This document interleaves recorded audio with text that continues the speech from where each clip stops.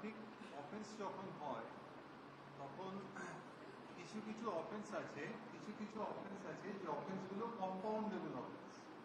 এই compoundable অফেন্সগুলোতে police immediately তাদেরকে চালান কেটে দেয়, কিছু সিজ করে, এবং সেই ক্ষেত্রে টাকাটা ব্যাংকে কিংবা ট্রেজারিতে যেখানে হোক জমা দেওয়ার ব্যবস্থা আছে।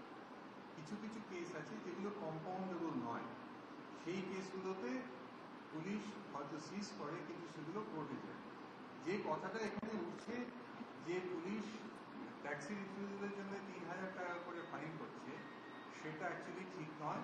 সেই কেসগুলো যেটা আমাদের ট্রান্সপোর্ট সেক্রেটারি বললেন, সেই সবকটা কেসই কোর্টে পাঠানো হচ্ছে, কোর্ট থেকে ফাইন করছে।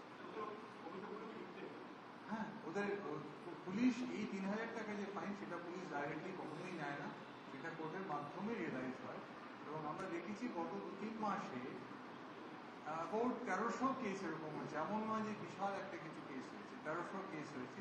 কিন্তু হ্যাঁ, পুলিশ, ট্রান্সপোর্ট ডিপার্টমেন্ট, ইবিডি, আমরা গত কয়েক মাস ধরে এটা আমরা এমফাসাইজ করেছি এবং করার চেষ্টা করছি যে ট্যাক্সি রিফিউজালটা যাতে না হয়।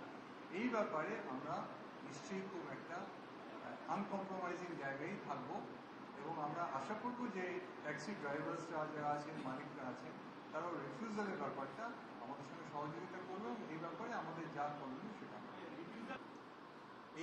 এই ইস্যুটা তো একটা সেগ্রিগেটেড ইস্যু যেটা হয়েছে। আমাদের মূল কথাটা হচ্ছে we must give proper service to the people.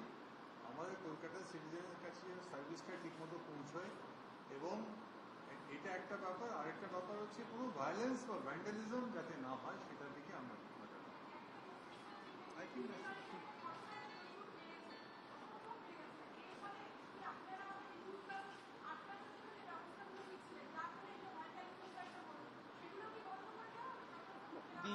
The basic problem lies in economics also. Demand and supply mismatch ছিল হয়তো। আমরা বহুতর পরিমাণ, আপনি জানেন, বহু শত আমরা নীল সাদা নো রিফিউজাল ট্যাক্সি বাড়িয়ে ডিমান্ড অ্যান্ড সাপ্লাইয়ের ইকোনমিক মিসম্যাচটাকেও অ্যাড্রেস করেছি। We hope therefore refusal issue should actually get diluted. Refusal কমে আসা উচিত, কিন্তু যে মেন্টাল ইস্যু আছে সেই ইস্যুতে প্রয়োজনে কখনো কখনো আইনের এনফোর্সমেন্টও প্রয়োজন হয়। We thank you all. ট্যাক্সিগুলো তো রিফিউজাল করছে।